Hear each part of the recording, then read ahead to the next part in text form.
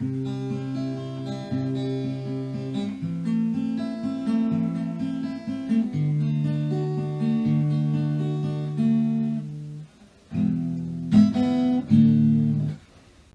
bonjour! Je reviens aujourd'hui dans cette nouvelle vidéo pour vous parler d'un film qui est sorti il y a fort longtemps. Faut savoir que je suis allée le voir le week-end de sa sortie, mais comme je suis une grosse feignante, j'ai un peu traîné pour faire la vidéo. Donc, Les Trois Mousquetaires d'Artagnan est sorti le 5 avril 2023 en France, en Belgique et en Suisse romande. Alors, petite précision, ça faisait 60 ans qu'il n'y avait pas eu d'adaptation des Trois Mousquetaires en France. La dernière datant de 1962. Je pense que c'est celui-là. Il s'appelle Le Masque de Fer.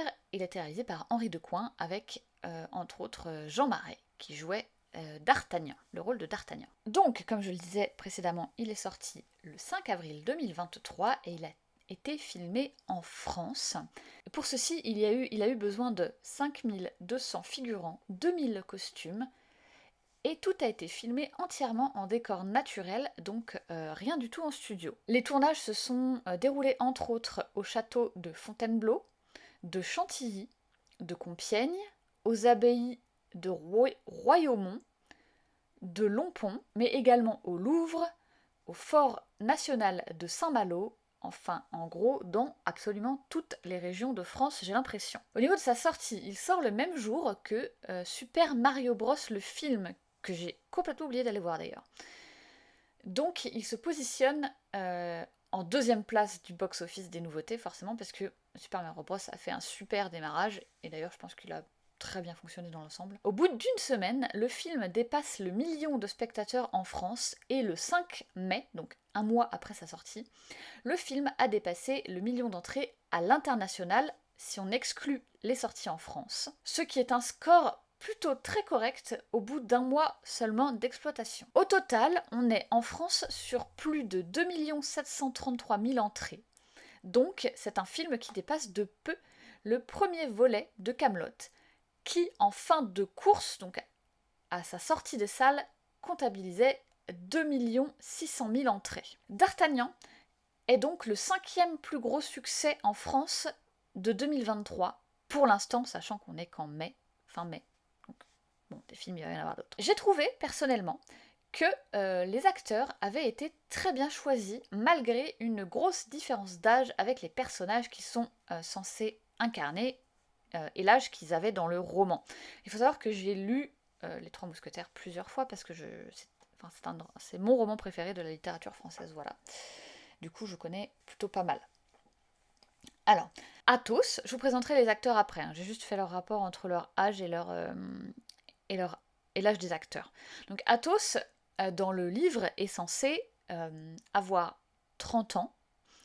Et l'acteur qui l'incarne en a 56, donc 26 de plus. Porthos, dans le roman, est censé avoir 22 ou 23 ans. Et l'acteur qui l'incarne en a 38, ce qui nous fait une différence de 15 à 16 ans de plus pour l'acteur. Aramis, dans le roman, a le même âge que Porthos, donc entre 22 et 23 ans. Et l'acteur qui l'incarne en a 48, ce qui fait une différence d'âge de 25-26 ans. Et D'Artagnan, dans le roman, il a tout juste 18 ans, puisqu'il vient de quitter sa famille, c'est un tout jeune gascon. Et l'acteur a, lui, 33 ans, ce qui fait une différence d'âge de 15 ans. Voilà. Donc maintenant, je vais vous parler un petit peu des acteurs. Donc, Vincent Cassel incarne Athos. Est-ce que j'ai vraiment besoin de présenter Vincent Cassel? La haine, Les rivières pourpres, Le pacte des loups, Ocean's 12, Black Swan, nommé 7 fois au César, il en remporte un ainsi qu'une étoile d'or du cinéma français pour son rôle dans le diptyque L'instinct de mort et L'ennemi public numéro 1.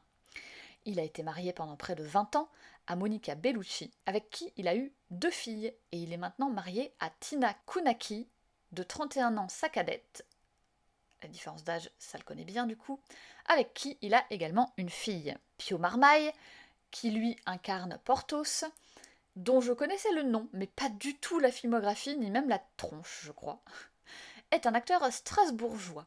Il a joué dans Le premier jour du reste de ta vie, et c'est le film qui le révèle au grand public. Il est nommé 5 fois au César, mais n'en remporte pas pour l'instant. D'ailleurs, il y a une vidéo de lui qui raconte une anecdote assez drôle sur les Césars. Je vous inviterai à aller la voir, je mettrai le lien en barre d'infos. Il est marié à Charlotte Ronson, ou Ranson, je ne sais pas, qui est danseuse à l'Opéra de Paris, avec qui il a une fille.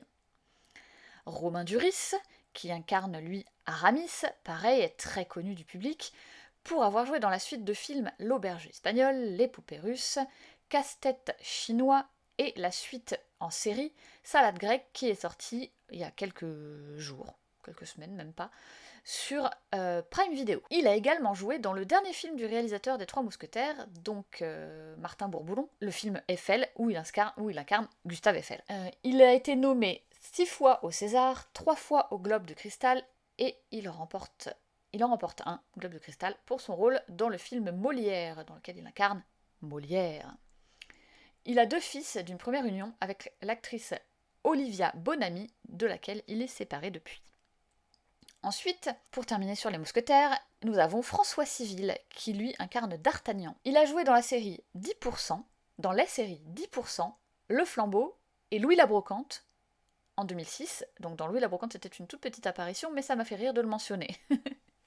Sa carrière au cinéma commence en 2005 avec un petit rôle dans le film Le Cactus, puis il joue entre autres dans Bus Palladium, Macadam Baby et Bac Nord. Il a été nommé également 2 fois au César, mais n'en a pas encore remporté. Côté vie privée, je n'ai rien trouvé le concernant, à part qu'il est dorénavant le nouveau fantasme de beaucoup de jeunes femmes et de jeunes hommes, d'après mes recherches sur internet. Ensuite, pour les autres personnages, nous avons Lina Coudry, qui incarne Constance Bonacieux. Elle est née en 1992 et son premier grand rôle est celui de Nedjma dans le film Papicha de la réalisatrice Mounia Medour. Elle est nommée 2 fois au César et elle remporte celui du meilleur espoir féminin pour son rôle dans Papicha justement. Eva Green incarne Milady de Winter. Eva Green, c'est la fille de Marlène Jobert, pour les plus anciens d'entre vous, qui est une actrice française qui était très active dans les années 60, 70 et 80, un peu moins maintenant. D'ailleurs, j'ai appris en faisant mes recherches, un truc qui n'a absolument rien à voir avec le schmilblick, mais que je trouvais drôle de mentionner, c'est que Eva Green a une sœur jumelle qui s'appelle Joy et qui n'est pas du tout actrice. Voilà, voilà. Pour plus d'anecdotes sans aucun intérêt, n'hésitez pas à me contacter. Louis Garrel est Louis XIII, acteur de théâtre et de cinéma, réalisateur, mais également chanteur pour un duo avec Woodkid.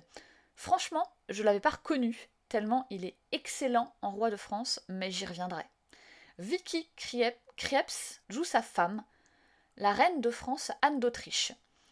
C'est une actrice luxembourgeoise germanophone. J'ai lu quelques trucs sur elle. Bon, disons qu'on ne partage pas tout à fait la même vision de la vie. Voilà, sans rentrer dans les détails qui n'ont rien à faire ici. À la réalisation, nous avons Martin Bourboulon, qui a réalisé avant cela le film Eiffel, donc comme je vous disais précédemment, également avec Romain Duris.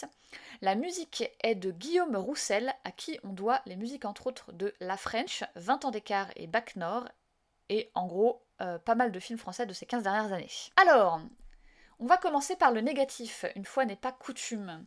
J'ai eu un problème avec le contour sépia de l'image qui m'a parfois un peu sorti du film à cause des taches rouges que ça crée sur l'écran, surtout en bas à gauche. Je sais pas, c'est très précis, mais vous comprendrez si vous aussi ça vous a marqué, si vous avez vu le film et que ça vous a marqué. Ensuite, une petite différence, et pas des moindres, avec le roman, donc c'est pas une petite différence du coup si elle n'est pas des moindres, mais bref.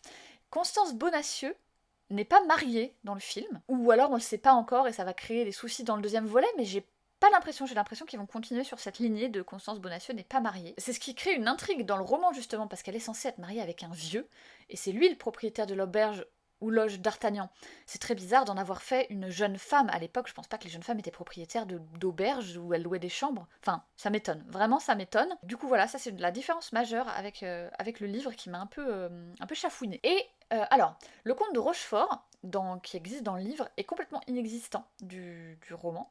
Du film. En fait, il est inexistant pour de vrai, il n'a pas été créé dans le film, alors que dans le livre, il est un allié de Milady et de Richelieu, et un allié assez important en plus. Et pour terminer, au début du film, la façon de jouer de François Civil m'a vraiment dérangée. Je l'ai trouvé trop théâtral, mais ça s'améliore avec l'avancée de l'intrigue, donc je pense que ça doit être un parti pris de la réalisation de lui avoir demandé de surjouer au début. J'avoue que j'ai pas bien compris. Il faut avouer que j'avais jamais vu l'acteur ailleurs, sauf à la toute fin de 20 ans d'écart avec Virginie Efira et Pierre Ninet, où il joue un étudiant en architecture un peu relou, qu'il incarne très bien d'ailleurs. Du coup, je savais pas si c'était sa façon de jouer ou si c'était pour appuyer sur le côté très grandiloquent, impertinent de D'Artagnan. Et du coup, au moment où j'ai commencé à écrire pour cette vidéo, je commençais à peine la série 10%, et il s'avère qu'il est dedans, et qu'il joue très bien. Donc c'était vraiment un prérequis du rôle de D'Artagnan, je suppose, de surjouer ses premières apparitions. Les points positifs. Le choix des personnages secondaires avec des accents, ça c'est un point qui me plaît, que j'ai toujours un peu trouvé dommage dans les autres films, de faire des personnages français qui parlent parfaitement bien anglais dans les films anglais, ou l'inverse. Enfin, j'ai toujours trouvé ça un peu décevant. Donc la reine est une allemande, enfin la reine a un accent allemand, et Buckingham est un acteur anglais. Bon, même si la reine, même si elle s'appelait Anne d'Autriche, elle n'était pas du tout autrichienne en fait, hein, elle était née en Espagne. Du coup, bon, on apprécie l'effort, mais historiquement parlant, c'est pas très juste. Elle devrait plutôt avoir un accent espagnol plutôt qu'un accent allemand, quoi. Enfin. D'ailleurs, j'ai pas parlé de l'acteur qui joue Lord Buckingham, qui est Jacob Fortune Lloyd, qui joue Tones dans Le Jeu de la Dame. J'ai eu du mal à le reconnaître, mais oui, effectivement. Je l'ai trouvé bien, beau, sans être exagérément sexy.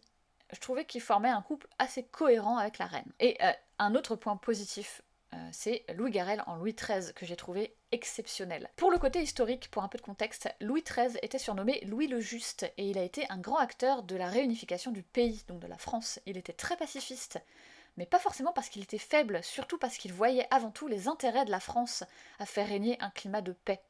Et ça marche, car il va laisser un royaume plus unifié qu'il ne l'a jamais été, et le lance sur de très bons rails pour son successeur, grâce à qui elle va devenir la plus grande puissance européenne. Son successeur, que tout le monde connaît, qui n'est autre que Louis XIV. Bon, Louis XIV après Louis XIII, vous me direz, finalement, il y a une certaine logique là-dedans. Bref, j'ai trouvé Louis Garrel très juste, très touchant, un peu naïf. Vraiment, j'avais envie de lui faire des câlins et de lui dire que tout allait bien se passer. Finalement, on voit pas trop les mousquetaires individuellement, à part D'Artagnan bien sûr, puisque ce film est centré sur lui. On voit un peu plus Athos, puisqu'il l'accompagne en Angleterre et qu'il sera au centre du prochain film. J'en dis pas plus pour rien vous spoiler. Mais c'est vrai qu'à part apprendre qu'Aramis c'est lui des femmes mariées, car c'est plus simple pour lui qui ne sait pas s'il veut devenir militaire ou prêtre, et que Porthos est bisexuel, ce qui franchement est pas du tout déconnant, hein, vu que c'est quelqu'un qui aime tous les plaisirs de la vie, ben on n'en sait pas bien plus. Je sais pas si on va un peu étoffer les personnages dans la suite, ou si on va devoir se contenter de ça. Et Eva Green, en Milady de Winter, c'est évidemment un grand oui. Le rôle de la femme fatale, c'est un peu son rôle signature maintenant, mais elle est si parfaite dedans que on ne boude pas notre plaisir. Bon, pareil, là, je peux pas trop m'étaler, je peux pas trop en dire plus, car tout le second volume, dont la sortie est prévue pour le 13 décembre 2023 d'ailleurs, est centré essentiellement sur son personnage. Apparemment, et pour terminer, je vous dirais que les réalisateurs et scénaristes vont également adapter le conte de Monte Cristo.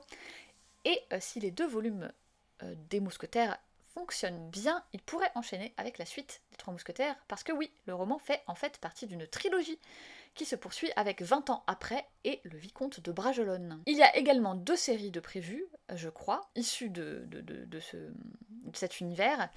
En gros, on n'a pas fini d'en bouffer du mousquetaire. Donc voilà, j'espère que cet avis vous aura plu.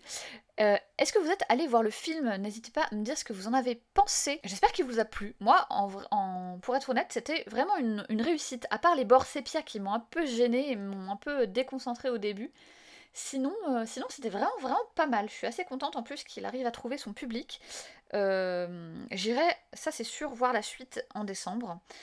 Voilà, n'hésitez pas à me dire si ça vous a plu, si vous avez aimé, pas aimé, ce que vous avez aimé, pas aimé. Je vous souhaite une très bonne journée et je vous dis à bientôt.